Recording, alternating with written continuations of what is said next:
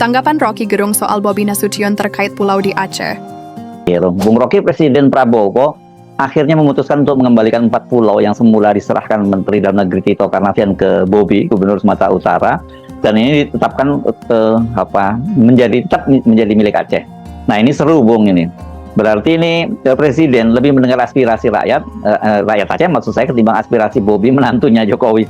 Sementara sebelumnya itu Kepala Kantor Komunikasi Presiden Hasan Asbi menyatakan bahwa untuk soal penetapan pulau ini yang punya kewenangan adalah pemerintah pusat. Ini seolah-olah dia menafikan aspirasi dari rakyat Aceh. Dia minta jangan ribut-ribut lah masyarakat Aceh, karena ini bukan kewenangan kalian, ini kewenangan pemerintah pusat. Kira-kira gitu cara berpikir dia. Iya, tentu Presiden Prabowo telah menerangkan bahwa dia akan mengambil keputusan dalam minggu ini tentang dispute perselisihan 4 pulau antara Gubernur Aceh dan Gubernur Sumatera Utara.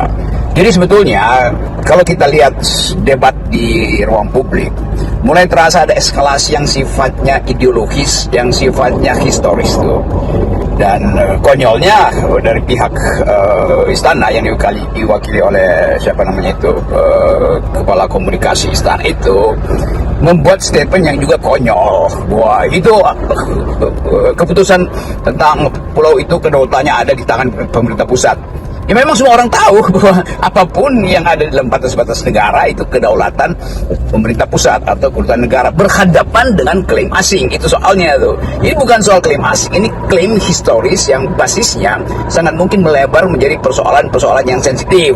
Jadi sensitivity itu justru yang mesti dipegang, bahwa memang ada problem dengan sistem administrasi kita, ada masalah perselisihan administrasi, tetapi yang terjadi sekarang adalah soal sentimen yang kemudian muncul dari masyarakat Aceh yang menganggap bahwa Jakarta itu semena-mena, Jakarta itu manipulatif. Itu intinya, itu pentingnya semua soal yang menyangkut potensi perselisihan harus dilihat lengkap, segi antropologisnya, segi historisnya, segi psikologisnya. Itu yang menyebabkan kita bisa mulai melihat bahwa negeri ini memerlukan bukan sekedar hukum positif, tetapi kemampuan antropologis untuk membaca hak-hak minoritas, hak masyarakat adat, hak-hak primer yang sebetulnya didasarkan pada situasi historis tertentu. Jadi masyarakat Aceh sekarang mulai menunjukkan bahwa mereka justru menyumbang kedaulatan pada negeri ini, bahkan untuk memenangkan perang kemerdekaan. Nah, itu intinya tuh.